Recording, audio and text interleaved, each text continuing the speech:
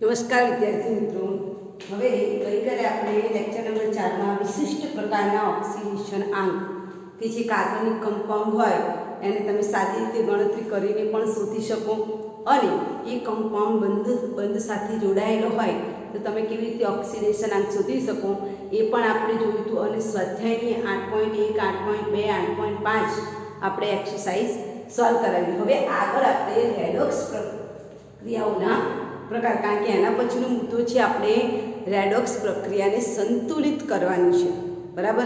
અને એ સંતુલિત કરવા માટેની બે પદ્ધતિ છે, ઓક્સિડેશન આંક પદ્ધતિના આધારે અને ઇલેક્ટ્રોન અર્ધ પ્રક્રિયાના આધારે. બે રીતે તમે રેડોક્સ પ્રક્રિયાને સંતુલિત કરી શકો. તો પહેલાં આપણે રેડોક્સ પ્રક્રિયાના પ્રકાર જાણીએ કે રેડોક્સ પ્રક્રિયા કેટલા પ્રકારની છે. તો 4 પ્રકારની છે. નંબર 1 સંયોગીકરણની રેડોક્સ પ્રક્રિયાઓ, નંબર 2 વિઘટન પ્રકારની પ્રક્રિયાઓ, નંબર 3 વિસ્થાપન પ્રકારની પ્રક્રિયાઓ. આ વિસ્થાપન પ્રકારની પ્રક્રિયાઓ બે ટાઈપની છે. ધાતુ સાથેનું વિસ્થાપન હોય એવી પ્રક્રિયાઓ છે, અધાતુ સાથેનું વિસ્થાપન હોય એવી પ્રક્રિયાઓ છે. અને નંબર 4 છે વિષમીકરણની પ્રક્રિયા. તો પહેલા આપણે આની વાત કરીએ.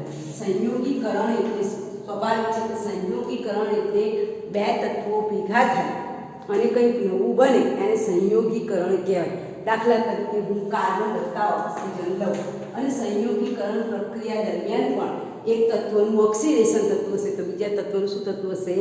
રિડક્શન થતું હશે. તો અહીંયામાંથી સીમાંથી આપણે બનાવીએ છીએ CO2. તો મારો કાર્બન વત્તા ઓક્સિજન જોઈન થઈને શું બનાવે છે? CO2 બનાવે છે. તો તમે એને જોઈ શકો કે મારો કાર્બન કેવો છે? 0. ઓક્સિજનનો ઓક્સિડેશન આંક કેવો છે? 0. પણ અહીંયા આવશે એટલે કાર્બનનો ઓક્સિડેશન આંક આમાં કેવો થઈ જશે? +2. અને આ ઓક્સિજનનો ઓક્સિડેશન આંક એ કાર્બનનો કેવો થશે? પ્લસ પર. સુધી જોજો, બરાબર. અને ઓક્સિજનનો ઓક્સિડેશન આંક કેટલો આવે છે? માઈનસ. એનો મતલબ શું થાય કે કાર્બનનો ઓક્સિડેશન આંક 0 માંથી વધીને કેટલો થયો? 4 થયો. ઓક્સિડેશન આંકમાં શું થયો? વધારો. એટલે ઓક્સિડેશન આંકમાં વધારો થાય છે એનો મતલબ કે આપણી પ્રક્રિયાનું શું થાય છે? ઓક્સિડેશન થાય છે. આ પ્રક્રિયામાં મારા કાર્બનનું શું થાય છે? ઓક્સિડેશન. તમે જુઓ કાર્બનને પકડો, કાર્બન પહેલા કેવો હતો? 0 હતો ઓક્સિડેશન. એકલ તત્વનું ઓક્સિડેશન આંક 0 લેવાનું, વાયુયુક્ત તત્વનું ઓક્સિડેશન આંક 0 લેવાનું. તો 0 માંથી એ કાર્બન અહીંયા આપણે શોધીએ તો એનો ઓક્સિડેશન આંક કેટલો મળે છે? 4 મળે છે. હવે 0 માંથી 4 તો ઓક્સિડેશન આંકમાં વધારો થયો અને આગળ ત્રીજી વ્યાખ્યા આપણે લખાઈ છે ઓક્સિડેશન રિડક્શનની ત્રીજી વ્યાખ્યા લખી દેજો કે ઓક્સિડેશન એટલે શું? ત્રીજી વ્યાખ્યા લખાણ બાકી છે ને, લખી નાખજો. ઓક્સિડેશન આંકમાં વધારો થવાની પ્રક્રિયાને ઓક્સિડેશન પ્રક્રિયા કહે છે. અને રિડક્શનની પ્રક્રિયા, રિડક્શન એટલે ઓક્સિડેશન આંકમાં ઘટાડો થવાની પ્રક્રિયાને શું કહેવાય છે? રિડક્શન કહેવાય છે. રાઈટ. આ તમારે બરાબર આ ત્રીજી વ્યાખ્યા જે આપણે ઓક્સિડેશન રિડક્શનની બાકી છે તે પહેલી વ્યાખ્યા ઓક્સિજન ઉમેરાય અથવા તો હાઇડ્રોજન દૂર થાય અથવા તો ઋણ આયન ઉમેરાય અને ધન આયન દૂર થાય એટલે ઓક્સિડેશન કહેવાય. બીજી વ્યાખ્યા ઇલેક્ટ્રોન ગુમાવી ઇલેક્ટ્રોન દાતા હોય તો એને આપણે શું કહીશું? ઓક્સિડેશન પ્રક્રિયા. અને ત્રીજી વ્યાખ્યા ઓક્સિડેશનની કે ઓક્સિડેશન આંકમાં વધારો થાય એને ઓક્સિડેશન પ્રક્રિયા કહેવાય. તો તમે જુઓ આ સંયોગીકરણની પ્રક્રિયા છે. સંયોગીકરણ એટલે બે તત્વો ભેગા થઈ અને નવું તત્વ બને એને સંયોગીકરણ પ્રક્રિયા કહેવાય. એ સંયોગીકરણ પ્રક્રિયામાં એક તત્વનું તમને શું થતું જોવા મળે છે? ઓક્સિડેશન. તમે જુઓ કાર્બનનો ઓક્સિડેશન આંક 0 માંથી વધીને કેટલો થાય છે? પ્લસ પર. તો આ પ્રક્રિયામાં કાર્બનનું ઓક્સિડેશન થાય છે અને ઓક્સિજન છે, ઓક્સિજન 0 માંથી -2 થાય એટલે એને શું થાય છે? રિડક્શન. તો આ થઈ ગઈ એક સંયોગીકરણની પ્રક્રિયા કે જેમાં એક તત્વનું ઓક્સિડેશન અને બીજા તત્વનું રિડક્શન થાય છે. એવી રીતે તમે મિથેનનું દહન, આ પ્રક્રિયા તમે ગોખાઈ ગઈ તમારા મગજમાં. મિથેન વાયુનું દહન થાય એટલે સામે શું મળે? CO2 વત્તા H2O મળે. તો આમાં તમારો કાર્બન જુઓ કેવો છે? -4 છે, બરાબર. અહીંયા એનું ઓક્સિડેશન આંક કેટલો થઈ જશે? પ્લસ પર. તો -4 માંથી પ્લસ પર તરફ જાવ એટલે ઓક્સિડેશન આંકમાં શું થયો કહેવાય? વધારો થઈ ગયો કહેવાય. અને વધારો કોણ હોય તો -4 પછી કોણ? -3, -2, -1, 0 0 1 2 3 અને 4 એટલે કેટલા અંકનો વધારો થયો? 8 અંકનો વધારો થયો. ઓક્સિડેશન આંકમાં 8 અંકનો વધારો. આ મેં કેવી રીતે લખ્યું છે તમારે શોધવાનું. કાર્બનની જગ્યાએ x star hydrogen is equal to 0. હાઇડ્રોજનનું ઓક્સિડેશન આંક 1 એટલે x વત્તા 4 બરાબર 0 તો x બરાબર કેટલા આવશે? -4. બરાબર. આમાં તમે શોધશો કાર્બનનું ઓક્સિડેશન એટલે કેટલો મળશે? પ્લસ. તો આ પ્રક્રિયામાં પણ તમે જુઓ કાર્બનનું શું થાય છે? ઓક્સિડેશન થાય છે, રાઈટ. અને ઓક્સિજન છે એ ઓક્સિજનનું ઓક્સિડેશન આંક 0 છે. 0 માંથી કેટલો થાય છે? -2. તો આ પ્રક્રિયામાં પણ મારા ઓક્સિજનનું શું થાય છે? રિડક્શન. તો આ એક પ્રકારની રેડોક્સ પ્રક્રિયા થઈ ગઈ કે જેમાં એક તત્વનું ઓક્સિડેશન થશે, બીજા તત્વનું રિડક્શન થશે, પણ બે તત્વો ભેગા થઈને નવું સંયોજન બને છે એટલે આપણે એને કઈ પ્રક્રિયા કહીએ છીએ? સંયોગીકરણની પ્રક્રિયા કહીએ છીએ. ટૂંકમાં બધી જ પ્રક્રિયામાં આપણને કઈ પ્રક્રિયા જોવા મળશે? રેડોક્સ. એક તત્વનું ઓક્સિડેશન, બીજા તત્વનું રિડક્શન. હવે વિઘટનની પ્રક્રિયા. વિઘટન એટલે ભેગો થયેલા સંયોજનનું છૂટું પડવું, એને વિઘટન કહેવાય. દાખલા તરીકે પાણી છે, પાણીના અણુનું માની લો કે 22H2O છે, એમાંથી હું વિઘટન કરી H2 + O2 બનાવું. પાણીનું અણુ લઈએ તો H2 માંથી O2 કરી દઈએ તો તમે પાણીમાંથી શું છૂટું પાડ્યું? H2 અને O2 છૂટું પાડ્યું. આ છૂટું પડ્યું, ભેગા થયેલાનું છૂટું પડ્યું એને કઈ ઘટના કહેવાય? વિઘટનની ઘટના કહેવાય. આમાં પણ એક અણુનું શું થાય છે? ઓક્સિડેશન. બીજા અણુનું રિડક્શન. જો અહીંયા હાઇડ્રોજન વાયુ છે એટલે એ પણ 0, ઓક્સિજન વાયુ છે એટલે એ પણ 0. હવે અહીંયા તમે જો મારો હાઇડ્રોજન કેવો છે? પ્લસ. કારણ કે હાઇડ્રોજન કરતાં ઓક્સિજનની વિદ્યુતતા વધારે છે તો હાઇડ્રોજન કેટલો છે? +1 છે. +1 માંથી કેવો થઈ ગયો? 0. એટલે ઓક્સિડેશન આંકમાં શું થયો? ઘટાડો થયો. 1 નો ઘટાડો થયો. બરાબર ને? આ સંખ્યા રેખા દોરું છું. સંખ્યા રેખાની બરાબર મિડલમાં 0 છે. તમે જમણી બાજુએ જાઓ તો આંકડામાં શું થાય? વધારો થાય. તો તમે જમણી બાજુ કરશો તો ઓક્સિડેશન આંકમાં વધારો થાય, પણ તમે આ માઈનસ બાજુ જાઓ તો ઓક્સિડેશન આંકમાં શું થાય? ઘટાડો થાય, રાઈટ. તો હું અહીંયાથી આટલે જઉં છું, +1 માંથી 0 માં જઉં છું એટલે આ બાજુ જઉં છું. બરાબર. +1 હતો અને +1 માંથી આપણે આમ આવીએ છીએ, ડાબી બાજુ જઈએ છીએ. ડાબી બાજુ જઈએ તો ઓક્સિડેશન આંકમાં ઘટાડો થાય, જમણી બાજુ જઈએ તો ઓક્સિડેશન આંકમાં વધારો થાય. તો અહીંયા ઓક્સિડેશન આંકમાં ઘટાડો થયો છે એટલે આ પ્રક્રિયામાં હાઇડ્રોજનનું શું થાય છે? તો કે રિડક્શન. બરાબર. ચાલો એ રીતે ઓક્સિજનનું જોઈ લો. ઓક્સિજન અહીંયા 0 છે પણ આમાં ઓક્સિજન કેવો છે? -2. ઓક્સિજનનો ઓક્સિડેશન આંક કેટલો હોય? -2. હવે -2 માંથી આપણે કઈ બાજુ જઈએ છીએ? 0 તરફ. એટલે કઈ તરફ ખસ્યા તમે? જમણી બાજુ ખસ્યા. જમણી બાજુ ખસો તો ઓક્સિડેશન આંકમાં શું થાય? વધારો થાય. -2 માંથી ઓક્સિજન કેવો થાય છે? 0 થાય છે. એનો મતલબ કે આ વિઘટનની પ્રક્રિયા છે પણ એમાં પણ શું થાય છે? ઓક્સિડેશન અને રિડક્શનની પ્રક્રિયા થાય છે. હાઇડ્રોજન છે એનું રિડક્શન થાય છે. ઓક્સિજન -2 માંથી 0 થાય છે એટલે બેનું વધારો થાય. ઓક્સિડેશન આંકમાં બેનો વધારો થાય એટલે એને કઈ પ્રક્રિયા કહેવાય? ઓક્સિડેશનની પ્રક્રિયા કહેવાય. તો આ એક પ્રકારની વિઘટનની પ્રક્રિયા છે, રાઈટ. હવે આપણે વિસ્થાપનની બધામાં એક ઉદાહરણ જોઈશે એટલે તમને ખ્યાલ આવે. પછી વિસ્થાપનની પ્રક્રિયા જોઈએ તો વિસ્થાપનની પ્રક્રિયા બેમાં જોવા મળે. તો ધાતુનું વિસ્થાપન પ્રક્રિયા જોવા મળે અને અધાતુમાં પણ વિસ્થાપનની પ્રક્રિયા જોવા મળે. દાખલા તરીકે મેં અહીંયા બીજો પ્રકાર છે વિસ્થાપન પ્રક્રિયા. એટલે વિસ્થાપન એટલે શું? પહેલાં એક અણુને કાઢીને એની જગ્યાએ બીજા અણુનું દાખલ થવું એને વિસ્થાપન પ્રક્રિયા કહેવાય. એક વ્યક્તિને પહેલી બેન્ચમાંથી ઉઠાડીને હું બીજી બેન્ચમાં બેસાડું, બીજી બેન્ચવાળાને પહેલી બેન્ચમાં બેસાડું તો એ બંનેનું મેં શું કર્યું કહેવાય? વિસ્થાપન કર્યું. કે વિસ્થાપન એટલે એક અણુને દૂર કરી બીજા અણુને દાખલ કરવો એટલે વિસ્થાપન. દાખલા તરીકે CuSO4 છે એની હું ઝીંક ધાતુ સાથે પ્રક્રિયા કરવા ધાતુનું વિસ્થાપન લખ્યું છે. બરાબર. અત્યારે કોની વિસ્થાપન પ્રક્રિયા જોઉં છું? ધાતુની વિસ્થાપન પ્રક્રિયા જોઉં છું. તો અહીંયા તમે જુઓ વિસ્થાપનના અંતે તમને જે નિપજ મળશે એમાં ઝીંક છે, અત્યારે કોપર છે, કોપરની સાથે SO4 છે. તો કોપરને નીકાળીને કોણ દાખલ થઈ જશે? ઝીંક દાખલ થઈ જશે. અને કોપર છે એ કોની જગ્યાએ જતું રહેશે? ઝીંકની જગ્યાએ. હેરાફેરી થઈ જશે. બરાબર. તો અહીંયા આપણને શું મળશે? ZnSO4 અને અહીંયા શું મળશે? કોપર મળશે. આ પ્રક્રિયામાં પણ તમે જુઓ પહેલા મારો ઝીંક છે એનો ઓક્સિડેશન આંક કેટલો હતો? 0. કારણ કે એકલો તત્વ છે ને અહીંયા કોપરનું 0 છે. જુઓ. બરાબર. અહીંયા કોપર છે એનો ઓક્સિડેશન આંક શોધી કાઢો કેટલો છે? +2 માંથી વધીને કેટલો થયો? ઘટીને કેટલો થઈ ગયો? 0. એટલે આ પ્રક્રિયામાં કોપરનું શું થાય છે? રિડક્શન. બરાબર. અને ઝીંક તમે જુઓ ઝીંક પહેલા 0 હતું, હવે ઝીંકનો ઓક્સિડેશન આંક શોધો તો Zn ની જગ્યાએ તમારે શું લખવાનું છે?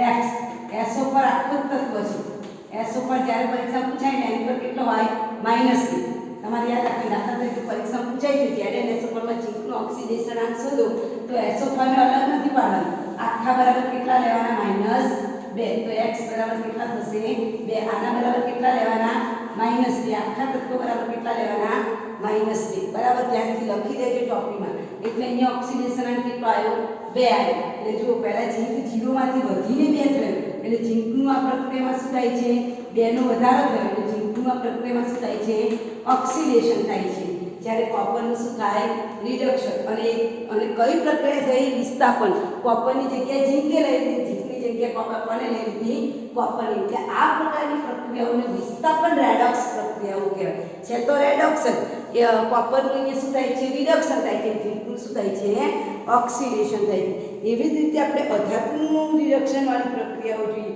અને આ બધા કિસ્સામાં રિડક્શન કરનાર ધાતુ એ ઉત્તમ રિડક્શન કરતા છે તે ઇલેક્ટ્રોન ગુમાવવાની ક્ષમતા ધરાવે છે અધાતુઓનું રિડક્શન આપણે જોઈએ તો અધાતુમાં કેલ્શિયમ વત્તા ટ્વાઇસ અધાતુઓ તમને આપેલી છે તે અધાતુ વિસ્થાપન પ્રક્રિયાઓમાં હાઇડ્રોજન વિસ્થાપન પ્રક્રિયા જનરલી ઓક્સિડેશન વિસ્થાપન પ્રક્રિયાઓનો સમાવેશ કરવામાં આવે છે બધી આલ્કલી ધાતુઓ અને કેટલી આલ્કલાઇન ધાતુઓ ખૂબ સારી રિડક્શન કરતા ધાતુઓ છે તે ઠંડા પાણીમાં પણ હાઇડ્રોજનનું વિસ્થાપન કરે છે એટલે કેટલીક ધાતુઓ તમને વિશિષ્ટમાં આપી છે અધાતુ વિસ્થાપનમાં જોજો તમને અધાતુ આપતા પહેલાં ધાતુ આલ્કલી ધાતુઓ અને આલ્કલાઇન ધાતુઓ પણ આપેલી છે એવી રીતે ઓછી સક્રિય હોય એવી મેગ્નેશિયમ અને લોખંડની ધાતુઓ પણ પાણી સાથે પ્રક્રિયા કરે છે ઠંડા પાણી સાથે પ્રક્રિયા ન કરી શકતી હોય તેવી ઘણી ધાતુઓ એસિડમાં હાઇડ્રોજનનું વિસ્થાપન કરવાની ક્ષમતા ધરાવે છે જે ધાતુઓ પાણીની વરાળ સાથે પ્રક્રિયા કરી શકતી નથી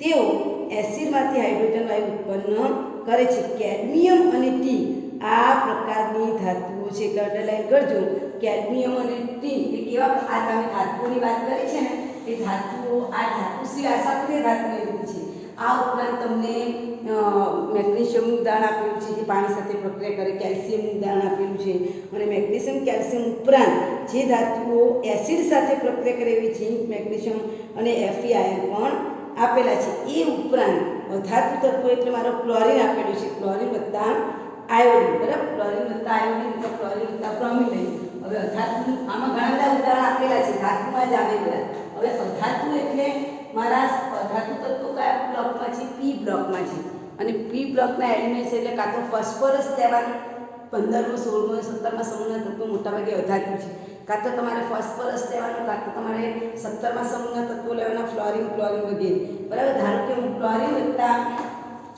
અધાતુ વિસ્થાપનનું કોઈ પણ એક ઉદાહરણ લઈએ આપણે દાખલા તરીકે હું ક્લોરિન વત્તા Br- અથવા તો I- હું લઉં છું તો Br- વત્તા ટ્વાઇસ KI સાથેની આપણે પ્રક્રિયા કરાવીએ ટ્વાઇસ KI તો અહીંયા તમને શું મળશે આ પોટેશિયમનું સ્થાન પણ લઈ લેશે ક્લોરિન એટલે અહીંયા મળશે આયોડિન અને આયોડિનનું સ્થાન પણ લઈ લેશે ક્લોરિન લઈ લેશે તમારે એટલું યાદ રાખવાનું કે આ તત્વ આની જગ્યાએ જતો રહે આ તત્વ આની જગ્યાએ જતો એને વિસ્થાપન કહેવાય પણ અહીંયા ક્લોરિન એ કેવો છે અધાતુ તત્વો કયા તત્વો અધાતુ કહેવાય 15મા સમૂહના તત્વો 16મા સમૂહના તત્વો અને 17મા સમૂહના તત્વો ચાલો હવે આપણે આમાં ઓક્સિડેશન આંકની વાત કરીએ તો આમાં ઓક્સિડેશન આંક ક્લોરીનનો 0 વાયુ હોય અને 0 લખી જ દેવાનું આમાં તમે જો મારા આયોડિન છે પોટેશિયમ પ્લસ છે તો સ્વાભાવિક છે કે આયોડિન કેવો હોય માઇનસ હોય તમારે શોધવું હોય તો શોધી કાઢો તેનો ઓક્સિડેશન આંક કેટલો મળશે -1 આ સમીકરણ સંતુલિત કરવા માટે બગડો લખેલો છે તમારે ગણવાનો નથી -1 છે તો અહીંયા -1 છે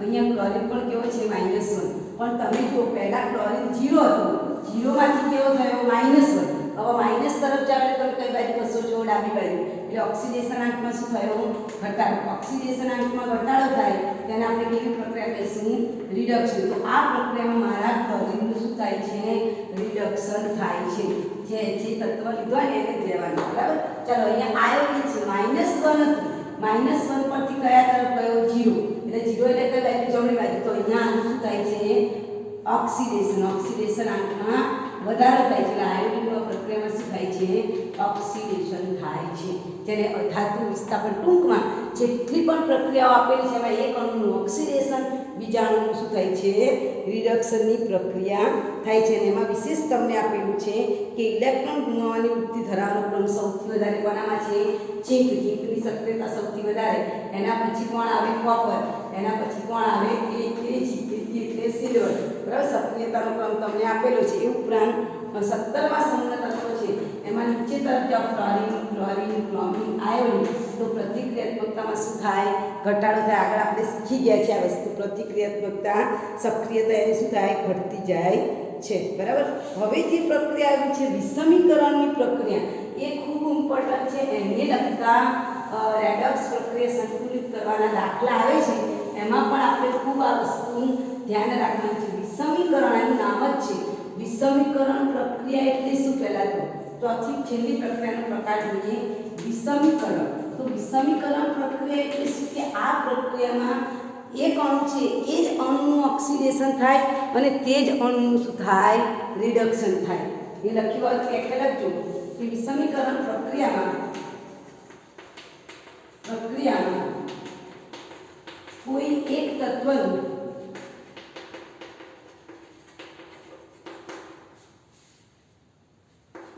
ઓક્સિડેશન થાય છે, એક તત્વનું ઓક્સિડેશન થાય છે અને એક તત્વનું, જે તત્વનું ઓક્સિડેશન થાય છે તે જ તત્વનું રિડક્શન પણ થાય છે. આવી પ્રક્રિયાઓને કેવી પ્રક્રિયાઓ કહેવાય, વિષમીકરણની પ્રક્રિયાઓ કહેવાય. ફોર એક્ઝામ્પલ હું તમને ઉદાહરણ આપું, Br2 જળ છે.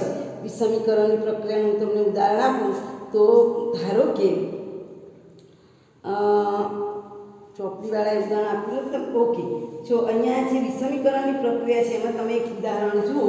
આવું ઉદાહરણ તમારે ચોપડીમાં છે, હાઇડ્રોજન પેરોક્સાઇડ. જોજો બરાબર, એમાંથી સામેના છેડે બને છે પાણીનો અણુ વત્તા ઓક્સિડેશન. જોજો, પાણીનો અણુ વત્તા ખોટું હાઇડ્રોજન પેરોક્સાઇડ છે.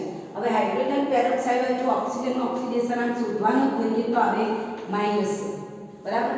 અહીંયા પણ તમે જો આ મારો ઓક્સિજન છે એમાંથી જ ઓક્સિજન વાળું સંયોજન બન્યું, બીજું સંયોજન બન્યું, એ પણ કેવું છે, ઓક્સિજન વાળું છે. એનો મતલબ કે આ જે પ્રક્રિયા છે એમાં આ ઓક્સિજનનું ઓક્સિડેશન થાય છે અને એ ઓક્સિજન કઈ પ્રક્રિયા કરે, રિડક્શન. એનો મતલબ કે એક જ પહેલામાં જુદું જુદું હતું, એક ઘટક ઓક્સિડેશન કરે તો બીજો ઘટક રિડક્શન કરે. આમાં આ એક જ ઘટક ઓક્સિડેશન કરશે ને એનો એ ઘટક શું કરશે, રિડક્શન. ફોર એક્ઝામ્પલ, અત્યારે મારો ઓક્સિજનનો ઓક્સિડેશન આંક કેટલો છે, -1. હાઇડ્રોજન પેરોક્સાઇડ ગણવાનો તે -1. આમાં ઓક્સિજનનો ઓક્સિડેશન આંક ગણો, હાઇડ્રોજનના 2 ઓક્સિજન જગ્યાએ x મૂકો તો x બરાબર કેટલા આવશે, -2. એટલે આમાં ઓક્સિજનમાં ઓક્સિડેશન આંક કેટલા આવે, -2. વાયુરૂપ છે તો વાયુરૂપમાં તો ઓક્સિડેશન આંક કેવો આવે, 0 આવે. એટલે તમે જુઓ, એ જ ઓક્સિજનનો ઓક્સિડેશન આંક -1 માંથી -2 થાય છે, એટલે ઘટાડો થાય છે. -1 માંથી જો આ સંખ્યા રેખા દોરું છું, આ 0, આ +1, આ +2, આ -1, આ -2. -1 માંથી -2 કઈ બાજુ ખસે, ડાબી બાજુ ખસે. એટલે એ જ ઓક્સિજનનું શું થાય છે, ઓક્સિડેશન. -1 નો ઘટાડો થાય છે, 1 નો ઘટાડો થાય, 1 અણુનો ઘટાડો થાય એટલે એ જ ઓક્સિજન પોતે રિડક્શનની પ્રક્રિયા અનુભવે અને એ જ ઓક્સિડેશન જુઓ, એ જ ઓક્સિજન છે એ -1 માંથી શું બને છે, 0 બને છે. એટલે -1 માંથી 0 તરફ જવું, કઈ બાજુ ખસે છે, જમણી બાજુ. એટલે એ એની પાછું શું થાય છે, ઓક્સિડેશન થાય છે. એટલે આમાં એક જ તત્વ છે, એ એક જે તત્વ આપેલું છે એ જ તત્વ ઓક્સિડેશન કરે, એ જ તત્વ રિડક્શન કરે, તો એવી પ્રક્રિયાને કેવી પ્રક્રિયા કહેવાય, વિષમીકરણની પ્રક્રિયા કહેવાય. અને આવી પ્રક્રિયાઓના ઓક્સિડેશન આંક શોધવાના આવે છે ત્યારે આ અણુને 2 વખત ઉમેરવામાં આવે છે. એ તો રાસાયણિક પ્રક્રિયા તમે શીખશો એટલે તમને આવડી જશે. તો આ 4 પ્રકારના ટાઈપ થઈ ગયા. સંયોગીકરણની પ્રક્રિયામાં રેડોક્સ પ્રક્રિયા જોઈ, વિઘટન થાય ત્યારે પણ રેડોક્સ પ્રક્રિયા એટલે એક અણુનું ઓક્સિડેશન, બીજા અણુનું રિડક્શન. ધાતુનું વિસ્થાપન કરો ત્યારે પણ એવું થાય, એક અણુનું ઓક્સિડેશન, બીજા અણુનું રિડક્શન. અધાતુનું વિસ્થાપન કરો ત્યારે પણ એવું થાય, એક અણુનું ઓક્સિડેશન, બીજા અણુનું. પણ વિષમીકરણ પ્રક્રિયા આવે છે ત્યારે એ જ અણુનું ઓક્સિડેશન અને એ જ અણુનું શું થાય રિડક્શન. તો આ પ્રકારની જે પ્રક્રિયા છે એને આપણે કઈ કહીશું વિષમીકરણની પ્રક્રિયા કહેવામાં આવે છે. અને એમાં તમને એક વસ્તુ આપ્યું છે કે ઘરેલું પિચિંગ પ્રક્રિયા બનતું હોવાનું સૂચવે છે કે હાઇપોક્લોરાઇટ આયન એ રંગીન ડાઘાઓનું ઓક્સિડેશન કરીને રંગવિહીન સંયોજન બનાવે છે.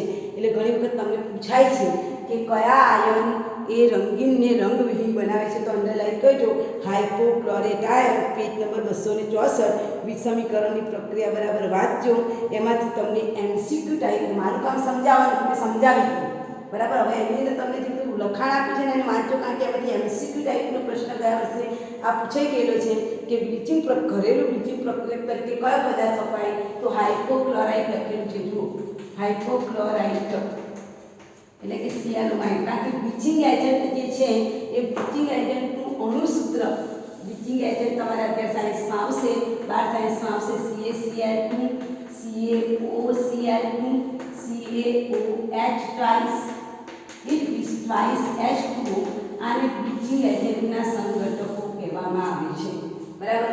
એમાંથી Cl માઇનસ જે છે આયન એને આપણે કહેતા કહીશું હાઇપોક્લોરાઇટ, જે રંગીન પદાર્થને રંગવિહીન બનાવવા માટે બ્લીચ કરવું એટલે આપેલા પદાર્થમાંથી ડાઘાઓ દૂર કરવા માટે વપરાતો પદાર્થ એને બ્લીચિંગ એજન્ટ કહેવામાં આવે છે. હવે આજનો સૌથી ઇમ્પોર્ટન્ટ એક દાખલો આપણે જોઈશું, જેના પછી બધા જ રેડોક્સ પ્રક્રિયાના દાખલા આવડશે. એટલે ઇમ્પોર્ટન્ટ પ્રશ્ન છે.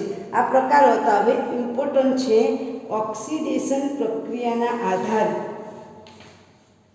રેડોક્સ પ્રક્રિયાનું સંતુલિત કરવું. 8.3.2 નંબરનું નોટ.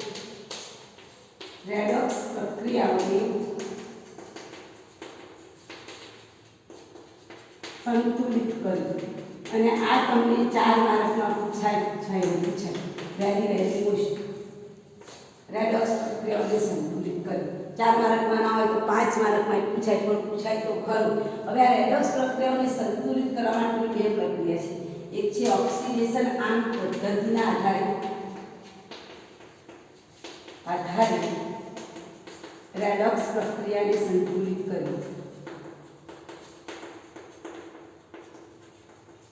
અને બીજી પદ્ધતિ તમને જે સરળ લાગે એ પદ્ધતિ દ્વારા તમે રેડોક્સ પ્રક્રિયાને શું કરી શકો સંતુલિત કરી શકો. બીજી પ્રક્રિયા છે ઓક્સિડેશન આંક અર્ધ પ્રક્રિયા સમીકરણ.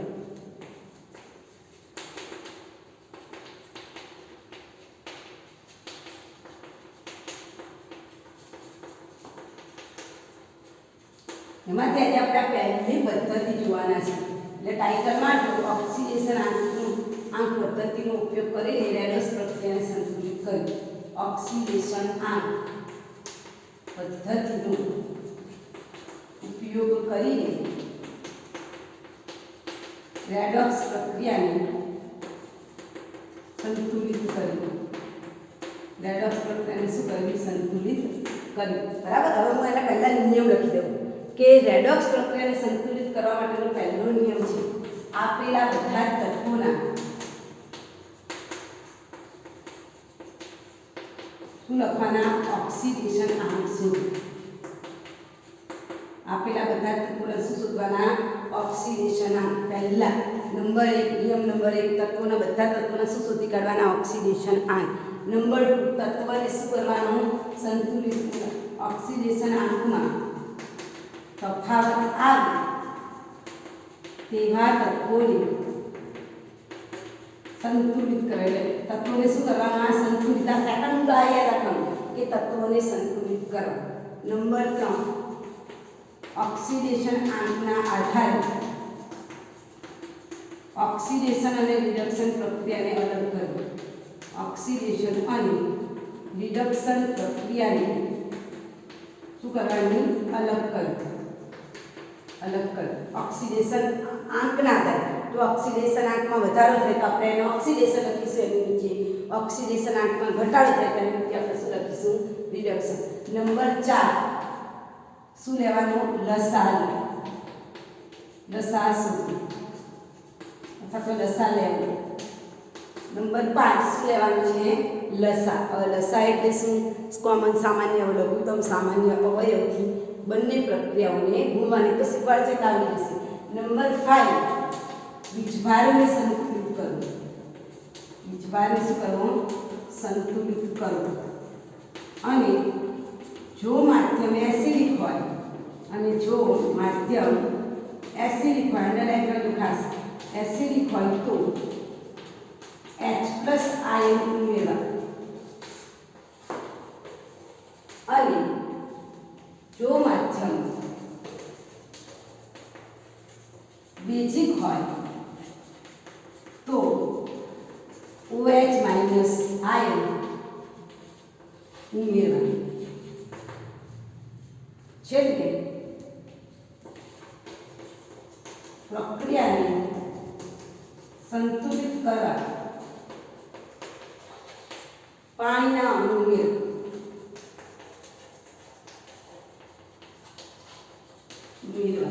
આટલું તમને આવડે તો રેડોક્સ પ્રક્રિયા સંતુલિત કરતા આવડે. બહુ જ સરળ પ્રક્રિયાઓ છે અને 4 માર્કનું તો કહું જવા જ ના દેવાય એટલી સરસ પ્રક્રિયાઓ છે. પહેલું, બધા તત્વના શું શોધી કાઢવાના? ઓક્સિડેશન. નંબર 2 શું કરવાનું? તત્વને સંતુલિત કરવાનું. નંબર 3 ઓક્સિડેશન નિરીક્ષણને અલગ કરવાના. નંબર 4 દશા લેવાનું. નંબર 5 વીજભારને સંતુલિત કરવા. હું એક દાખલો તમને શીખવાડું છું, બીજો દાખલો તમારે જાતે કાલે ગણવાનો. તમે બરાબર ધ્યાન આપશો તો તમને આવડશે. આઈ એમ શ્યોર કે આ બધી પ્રક્રિયાઓ એટલી સરસ છે, એટલું ફાઇન છે કે તમને આવડી જાય જ. બરાબર? એટલે હવે હું એક દાખલો લખું છું, એક દાખલાના આધારે તમારે બીજો દાખલો કાલે ગણવાનો પ્રયત્ન કરવાનો.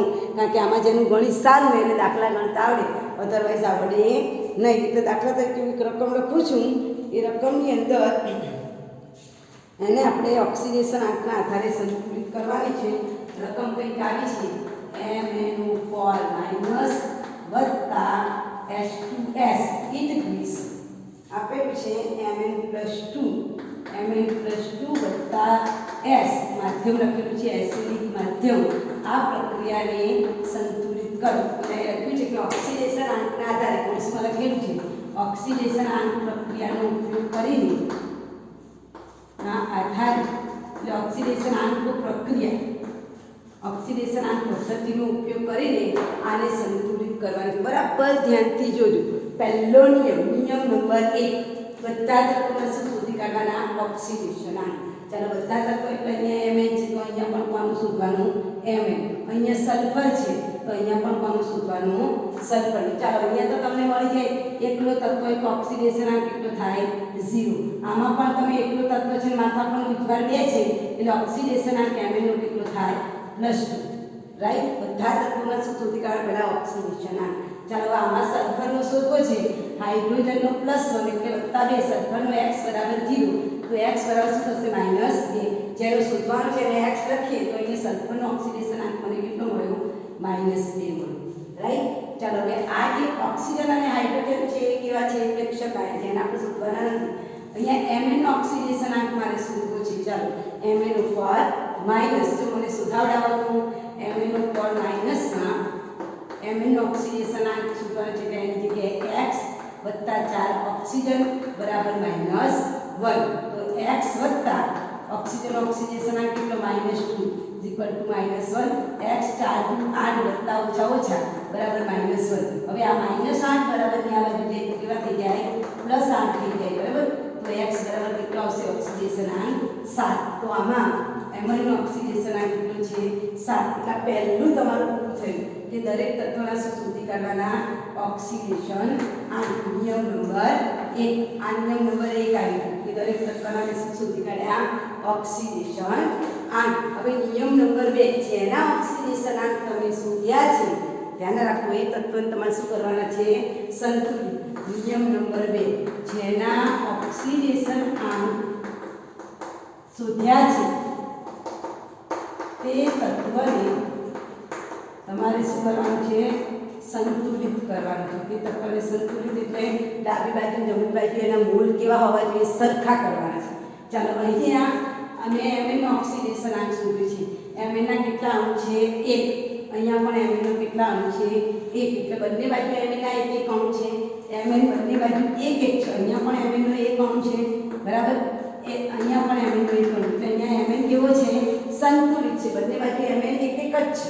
એટલે mn કેવો છે સંતુલિત. એટલે આમાં બીજી પ્રક્રિયામાં mn એમના એમ લખી દેવાનું, કારણ કે mn નો બંને બાજુ એક એક અણુ છે એટલે mn સંતુલિત છે.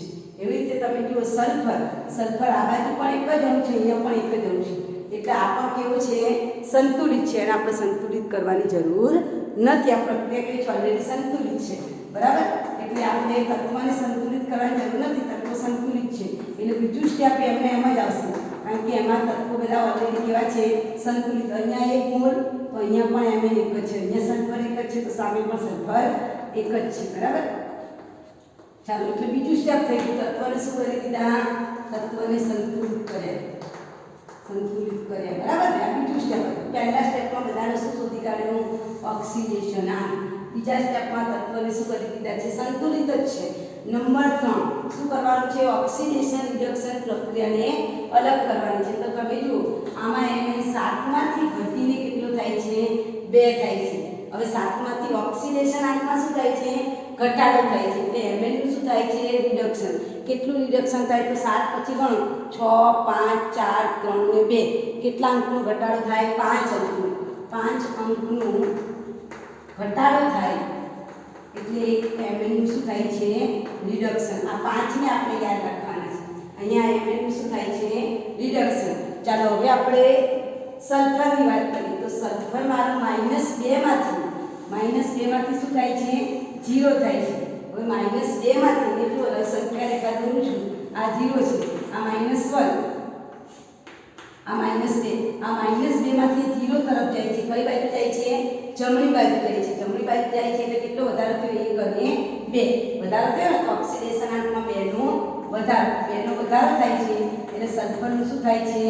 ઓક્સિડેશન થાય છે.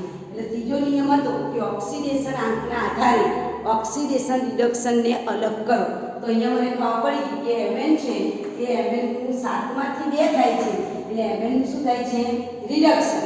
અને 2 માંથી સલ્ફર 0 થાય છે એટલે સલ્ફરનું શું થાય છે? રિડક્શન. નિયમ નંબર 3 શું કહે છે? ઓક્સિડેશન આંક જુઓ. mn નો ઓક્સિડેશન આંક 7 હતો, 7 માંથી 2 થયો, ઓક્સિડેશન આંકનો ઘટાડો થયો. એટલે ત્રીજા મુદ્દામાં મને ખબર પડી કે mn નું ઓક્સિડેશન રિડક્શન થાય છે અને સલ્ફર -2 માંથી 0 જમણી બાજુ થાય છે એટલે સલ્ફરનું શું થાય છે? ઓક્સિડેશન. એટલે ત્રીજો નિયમ થઈ ગયો કે ઓક્સિડેશન આધારે મને ખબર પડી ગઈ કે ભાઈ mn નું રિડક્શન અને સલ્ફરનું શું થાય? ઓક્સિડેશન. હવે નિયમ નંબર 4 શું લેવાનું છે? લસા લેવાનું છે. તો લસા માટે તમે જુઓ આની પાસે કેટલા છે? 5, આની પાસે કેટલા છે? 2, અને 5 અને 2 નો લસા કેટલો થાય? 10. 5 અને 2 નો લસા લો તો 5 અને 2 નો લસા કેટલો આવશે? 10 આવશે. 5 અને 2 નો લસા કેટલો આવશે? 10 આવશે. એનો મતલબ શું? કે જેની અંદર 5 આવે છે, કોનામાં 5 આવે છે? mn માં. એ 5 વાળાને હું કેટલા વડે ગુણું તો 10 થાય? 2 વડે. એટલે mn માં કેટલા આવ્યા છે? 5. લસામાં કેટલો આવ્યો? ટોટલ 10. તો 5 વાળાને હું કેટલા વડે ગુણું તો 10 થાય? 2 વડે. એવી રીતે સલ્ફરમાં કેટલા આવે છે? 2. તો 2 ને હું કેટલા વડે ગુણું તો 10 થાય? 5 વડે. એટલે સમજાય છે? ચોથા નંબર ઉપર મેં લસા લીધો તો પહેલામાં 5 છે, 5 નો ઘટાડો ઉપર 2 નો વધારો. 5 અને 2 નો ઓક્સિડેશન અને રિડક્શનમાં જે આંકડો આવતો હોય ને એનું તમારે શું લેવાનું? લસા. તો 5 અને 2 નો લસા કેટલો થાય? 10. બરાબર. 5 અને 2 નો લસા 10 થાય. હવે આપણે બંનેને 10 કરવાના છે. 10 કરવાના એટલે જેમાં 5 નો ઘટાડો છે એને 2 વડે ગુણીશું. કોને? mn. ચાલો હું mn ને 2 વડે ગુણી કાઢું. 2mn નો પર માઈનસ. હવે આપણે ઓક્સિડેશન આંક લખવાના નથી. સામે શું છે? ચાલો આને કેટલા વડે ગુણવાના હતા? 2 વડે. એટલે અહીંયા પણ mn ને કેટલા વડે ગુણવાના? 2 વડે. થઈ ગયું? સમજાય છે કેમ 2 વડે ગુણ્યા? કારણ કે mn માં કેટલાનો ઘટાડો છે? 5. 5 ને 2 વડે ગુણીએ તો 10. એ 2 એટલે કોને ગુણવાના? અહીંયા 2 વડે ગુણવાના. તો અહીંયા પણ કેટલા વડે ગુણાય? 2 વડે. ક્લિયર? સમજ પડી ગઈ? ચાલો આ સલ્ફર છે, આ 2 સલ્ફર, એમાં કેટલાનો વધારો છે? 2 નો વધારો. દેખાય છે? આ 2 નો વધારો. તો 2 ને કેટલા વડે ગુણવાનું? 5 વડે. એટલે આ જે પ્રક્રિયા છે એમાં કેટલા વડે ગુણવાના? 5 વડે. 5s2s. આને 5 વડે, આને આ જે ચોરસ બનાવ્યું છે ને આ ચોરસ વાળા મારે કેટલા વડે ગુણવાના? 5 વડે. કેમ? કારણ કે એમાં 2 નો વધારો. 2 ને 5 વડે ગુણીએ તો 10 થાય. તો અહીંયા પણ શું આવશે? 5s. ક્લિયર? એટલે ચોથું થઈ ગયું. લસા શોધી કાઢે. બંનેને લસાથી સંતુલિત કરી દે. હવે નિયમ નંબર 5 છે ભારને સંતુલિત કરવા. અહીંયા લસા શોધાઈ ગયો, લસાથી સંતુલિત. હવે અહીંયા નંબર 5 માં શું કરવાના છે? વિચવારને સંતુલિત કરવાના. વિચવાર સંતુલિત કરવાના એટલે શું? ચાલો આની આગળ કેટલા છે? 2. માથા ઉપર વિચવાર કેટલો છે? -1. આની આગળ કેટલા છે? 5. માથા ઉપર વિચવાર છે ના 0. તો આ બાજુનો ટોટલ વિચવાર ગણો જોઈએ તો આ પદ કેવું થઈ ગયું? 0 થઈ ગયું. અહીંયા વિચવાર કેટલો આવ્યો? -2. જોજો હવે બરાબરની આ બાજુ ગણવાનું કે આ બાજુ તમે જો અહીંયા 2 છે, માથા ઉપર વિચવાર પણ કેટલો છે? 2 છે. અહીંયા 5 છે, સલ્ફર એકલો છે, એકલા તત્વનો ઓક્સિડેશન આ કેવો થાય? 0 થાય. એટલે આ પદ 0 થઈ ગયું. આનો ઓક્સિડેશન આ કેટલો થયો? +1. હવે તમે જો મારે વિચવારને સંતુલિત કરવાના છે. આ બાજુ -2 વિચવાર છે, આ બાજુ કેટલો વિચવાર છે? +1. તો હું શું કરું તો બંને બાજુ +1 થઈ જાય. તો મારે આમાં શું કરવું? હવે માધ્યમ એસિડિક છે, એસિડિક એટલે ઉમેરવાનું. કયા આયન? ધન સંખ્યા ઉમેરવી, ધન સંખ્યા જ ઉમેરાય. અને બેઝિક માધ્યમ હોય તો ઋણ સંખ્યા ઉમેરાય. તમારે યાદ રાખવાનું, બરાબર. હવે મારું માધ્યમ કેવું છે? એસિડિક. તો એસિડિક છે એટલે મારે ધન સંખ્યા ઉમેરીને બંને બાજુ આંકડો કેટલો લાવવાનો છે? 4. અહીંયા તો કશું ઉમેરાશે નહીં, કારણ કે 4 માં કશું ઉમેરું તો આની સાથે બેલેન્સ થઈ જાય. અહીંયા 4 છે એટલે આ બાજુ પણ મારે શું લાવવા પડે?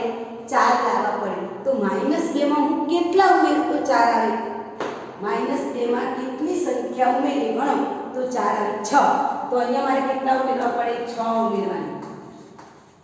6 ઉમેરવાના. પણ 6 શું ઉમેરવાના? 6H+ આયન, બરાબર. અહીંયા ઉમેરું છું. જુઓ, એક દાખલો બનાવીશ, બીજો દાખલો તમારે ટ્રાય કરવાનો છે. ચલો હવે હું આ બાજુ 6H+ આયન ઉમેરું છું. 2MnO4 માઈનસ હતું વત્તા 5H2S હતા અને મેં 6H+ આયન ધન આંકડો ઉમેર્યો, બરાબર. એટલે બંને બાજુ વિચવાર કેવો થઈ ગયો? સંતુલિત. 6 ઉમેર્યા એટલે 6 માંથી 2 જાય તો કેટલા વધે? 4. તો અહીંયા 4 થઈ ગયા, અહીંયા 4 થઈ ગયા. એટલે 6 ઉમેરવાના એટલે કેવી રીતે ઉમેરવાના? H+ આયન સ્વરૂપે, કારણ કે માધ્યમ કેવું છે? એસિડિક. ઓકે. તો 22Mn+2 વત્તા 5S. ચાલો હવે આપણે શું કરશું? ચાલો અહીંયા 2Mn છેલ્લી પ્રક્રિયા 2Mn. તો અહીંયા પણ કેટલા Mn છે? 2Mn. અહીંયા 5 સલ્ફર છે તો અહીંયા પણ કેટલા છે? 5 સલ્ફર. એનો મતલબ કે હવે માત્ર છેલ્લો શું ઉમેરવાનું બાકી છે? પાણીના અણુ. તો અહીંયા તમે જુઓ હાઇડ્રોજન ઓક્સિજન કેટલા છે? 4 × 8 ઓક્સિજન છે અને સલ્ફર હાઇડ્રોજન ગણો 6 5 × 10 10 ને 6 કેટલા થાય? 16 હાઇડ્રોજન છે. એનો મતલબ કે આ બાજુ 8 ઓક્સિજન ને 16 હાઇડ્રોજન છે, આ બાજુ કશું નથી. તો આ બાજુ આપણે પાણીના કેટલા અણુ ઉમેરવાના થાય? વિચારો. 16 હાઇડ્રોજન અને 8 ઓક્સિજન દ્વારા પાણીના કેટલા અણુ બને? તો પાણીનું અણુ સૂત્ર શું છે? H2O. એટલે જેટલા ઓક્સિજન હશે એનાથી ડબલ શું હોવા જોઈએ? હાઇડ્રોજન હોવા જોઈએ. તો પાણીના કેટલા અણુ ઉમેરી શકાય? 8. 8 અણુ એટલે 8 ઓક્સિજન 8 16 થઈ ગયા. એટલે આ બંને બાજુ સંતુલન કરવા માટે જો હું પહેલા કહી દઉં Mn બંને બાજુ સંતુલિત છે, દેખાય? 2 Mn તો અહીંયા પણ 2. અહીંયા સલ્ફર 5 છે તો અહીંયા પણ સલ્ફર કેવા છે? 5. હવે શું બાકી છે? હાઇડ્રોજન અને ઓક્સિજનને સંતુલિત કરવા.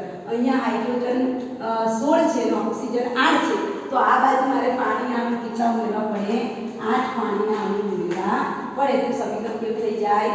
સંતુલિત. એટલે છેલ્લી પ્રક્રિયાનું સમીકરણ આવું આવશે: 2MnO4 માઈનસ વત્તા 5H2S વત્તા 6H+ આયન ઇક્વિસ 22Mn+2 વત્તા 5 સલ્ફર વત્તા H2.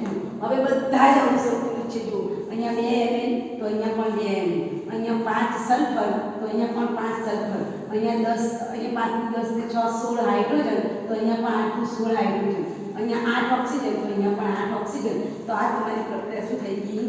સંતુલિત થઈ ગઈ. વેરી મોસ્ટ તમને પૂછાય લખી નાખો. સમજણ ના પડે તો મને પૂછજો. આવી એક પ્રક્રિયા હું તમને સંતુલિત કરવા આપું છું. તમારે સંતુલિત કરવાનો પ્રયત્ન કરવાનો. ના આવડે તો મેડમને પૂછવાનું, બરાબર? ઓકે, સમજણ પડે છે? આ એક પ્રક્રિયા આ તમારા હોમવર્કમાં આપું છું, અહીંયા લખું છું. દેખાય છે આ બાજુ?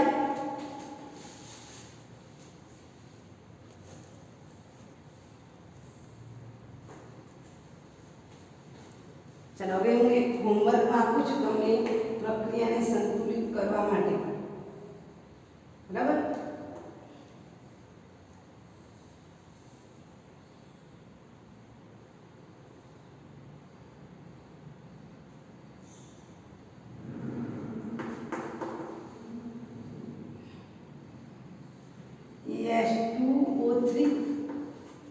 પ્રક્રિયા બીજી તમને આપી દઉં છું,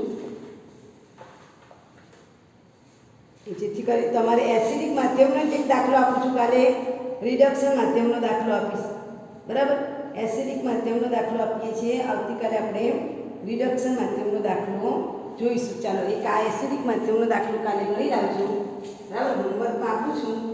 એસિડિક માધ્યમના આધારે આપણે પ્રક્રિયાને શું કરવાની છે, સંતુલિત કરવાની છે, બરાબર. MnO4 માઇનસ વત્તા SO2 it gives Mn+2 વત્તા HSO4 માઇનસ, બરાબર. માધ્યમ કેવું છે, એસિડિક. આ પ્રક્રિયાને કાલે તમારે સંતુલિત કરીને મને હોમવર્કમાં સેન્ડ કરવાની, તમને સમજણ પડશે પછી જ હું આવતીકાલે બેઝિક માધ્યમનો દાખલો શીખવાડીશ. હવે ઘણા બધા દાખલા આપેલા છે, એને તમે પ્રેક્ટિસ કરશો તો જ તમને આવડશે. અગેન રિપીટ કરું છું, નંબર 1 દરેક તત્વના શું શોધી કાઢવાના, ઓક્સિડેશન આંક. સેકન્ડ નંબર જેનો ઓક્સિડેશન આંક શોધ્યો છે એ તત્વને તમારે બંને બાજુ શું કરી દેવાના, સંતુલિત કરવાના. નંબર 3 કે તમારે શું કરવાનું, ઓક્સિડેશન રિડક્શનને અલગ કરવાનું. નંબર 4 શું લેવાનું, લસા લેવાનું. નંબર 5 શું કરવાનું છે, વીજભારને સંતુલિત કરવાનું. છેલ્લે પાણીના અણુને ઉમેરવાનું. યાદ રાખો, જ્યારે પણ માધ્યમ એસિડિક હોય ધન સંખ્યા જ તમારે ઉમેરીને બંને બાજુ વીજભારને સંતુલિત કરવાનું છે. આવતીકાલે આપણે વધારે ઉદાહરણો જોઈશું, અત્યારે થોડી ઉતાવળ છે એટલા માટે. આ એક દાખલો ગણો, એને બરાબર ગણ કરો વારંવાર, એટલે તમને એક પ્રક્રિયાનો દાખલો આવડશે ને બાકીના દાખલાનું તમને શું થઈ જશે, મહાવરો આવી જશે, બરાબર. અને આ દાખલા ગણવાનો પ્રયત્ન કરજો. All the best.